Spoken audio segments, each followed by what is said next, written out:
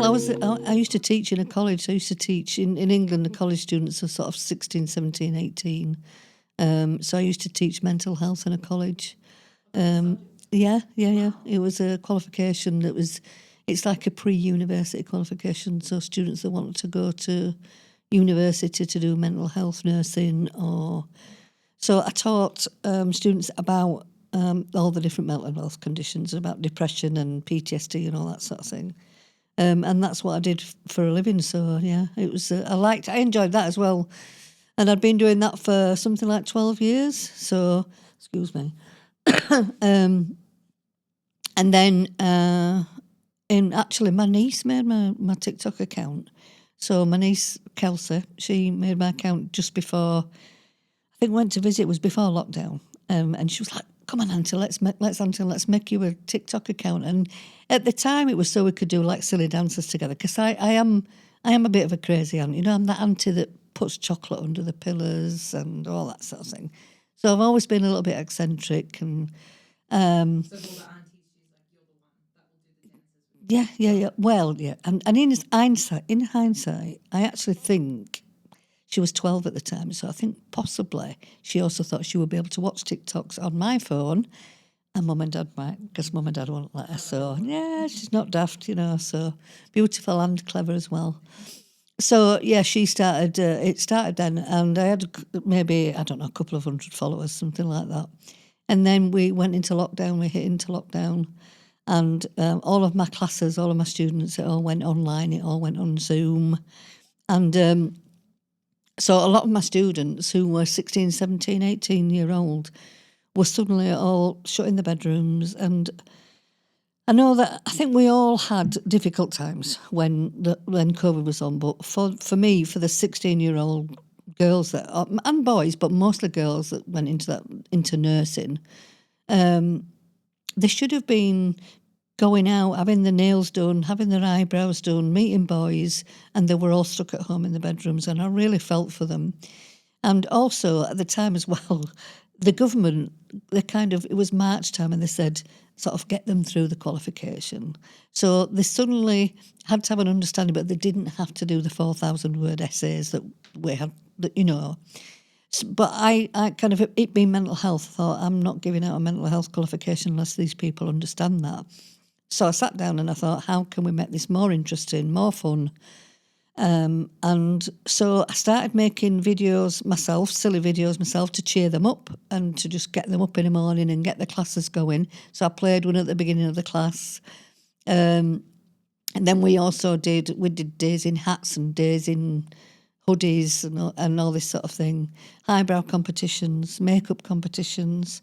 But me doing a makeup competition with all my students made them get up out of bed, get dressed, put some makeup on, and then so I was making fun videos for them, but also I wanted to encourage them to maybe make some videos of their own. So some of them were up for it straight away. They were like, yeah, let's do it. And then there was like, no way am I doing a video. So we did a combination of like holding cards up, talking about how they were getting through lockdown, what they were doing to help themselves, but also in each video we also put out the local organisations like Mind and that sort of thing. And we sort of did the qualification that way, and that's how it started. So I was talking to my students one day, and I said, you guys can be anything you want to in life. Look what you've achieved. We made a video which went on YouTube, which is on YouTube, which talked about what they were doing for their mental health, how to get through lockdown, and where you could get help if you were feeling lonely, all that sort of thing. And I said, look what you've achieved. You've done so well. You can do anything you want to in life. Anything you want to do, you can do. So I said, bearing that in mind, set me a challenge. So they said, get 10,000 followers on TikTok. So I said, yeah, okay. And that's where it started.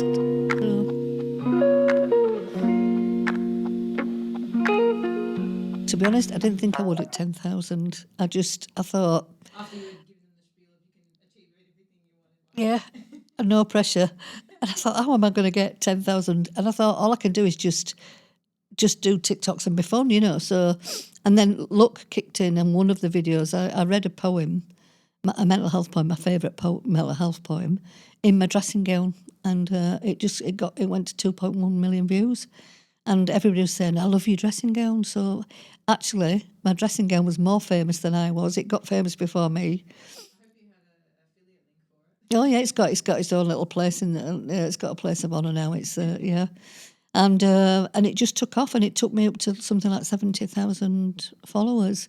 So, but it was really funny as well because we came out. We had a couple of lockdowns, didn't we? So we came out of the first lockdown, and I think at that point I'd maybe got about 120,000 followers. So I'd blown it out of the water. Went into the classroom and I thought they're going to be so proud of me. And I went in and I went, ta-da, and they all went, Eden Harves commented. And all they were bothered about was one of the famous creators at the time that had commented on my video.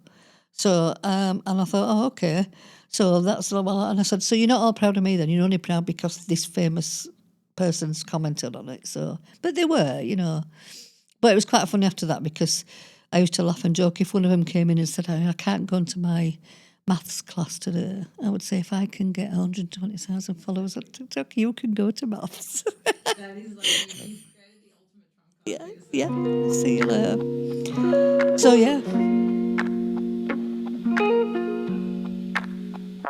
I think it's really interesting because a lot of people sort of say, don't they find a niche? And I thought, I don't know how to find a niche. So I was doing reading some mental health things, some just dancing around. But what I was doing more than anything was just enjoying myself. Just the person that got the most and still gets the most out of my videos is me because I enjoy doing them.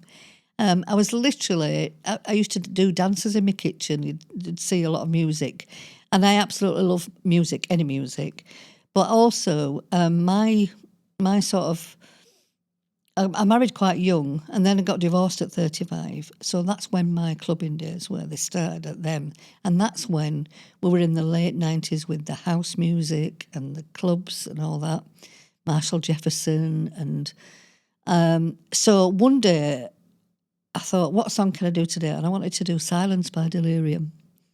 And straight away it took me back to, it was actually an over 30s singles night in Bradford that I used to go to on a Sunday night.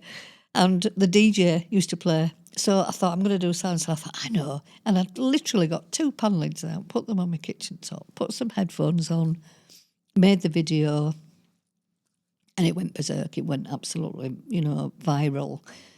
And it just went from there. And everybody, everybody was sort of like, oh, you're bringing back all this, bringing back the memories of the 90s and things like that. But also one of the things, which again was incidental, not accidental, but incidental, was in the videos I started putting, this was in 1998,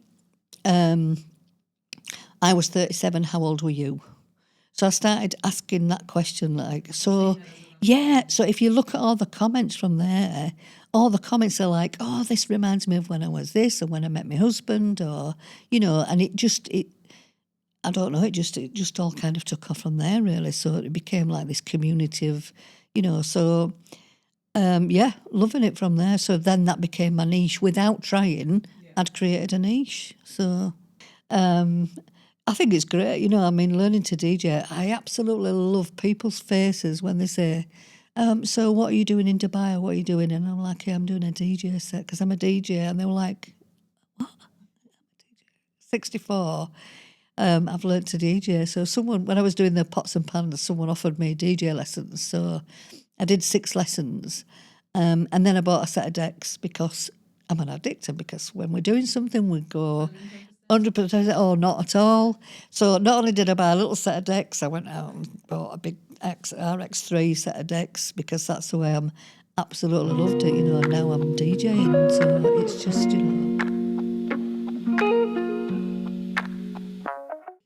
No, not at all. I am now, but no, not at all. I was very shy when I was younger. Yeah, and Pre-clubbing days. yeah, pre-clubbing days, pre-rehab days. Yeah, I was very shy when I was younger. And I was also very, very. I don't know how to say the word. Is like, I'm going to tell you. Have you heard of the cream bun theory? Okay. And it seems to be a really good way that I explain a lot of things. And I learned this actually, because I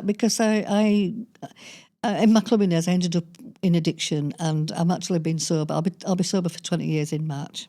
So thank you. And so in this last 20 years, I've worked on myself a lot. And I have learned to accept myself as I am a lot. So the cream bun theory is something where there's imagine there's a waiting room here, and there's a little boy with his mum and he's waiting to go to see the doctor and whatever, and there's toys around, and then there's a lovely big cream bun in the middle of the table. And then mum says, I'm just going to go to the ladies' room. And she goes out of the room and the little boy's playing, and then he goes, ooh, and he sticks his finger in the cake, in the cream bun, and goes, yummy, carries on playing and thinks nothing about it.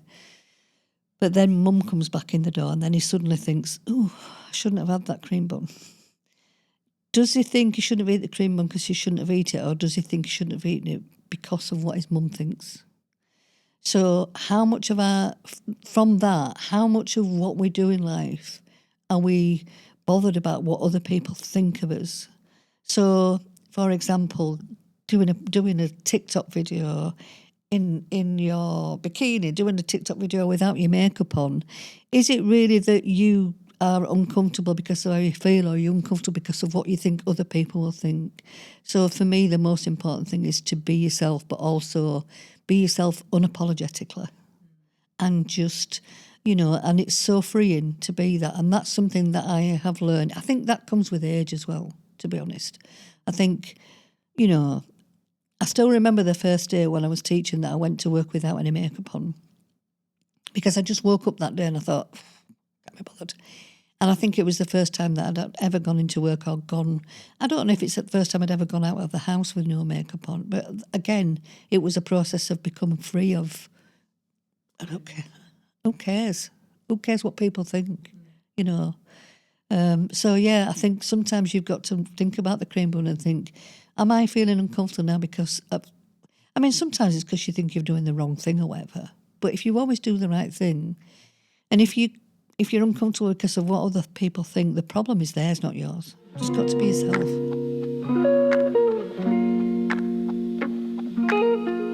Well, hopefully, you never know, somebody might be able to think, actually, that little thing that they've been thinking of doing, that they don't know whether they can, just think about that cream bun, just go for it, just do it, Hopefully people will just go out and do that one thing. Go out and do it. And, yeah.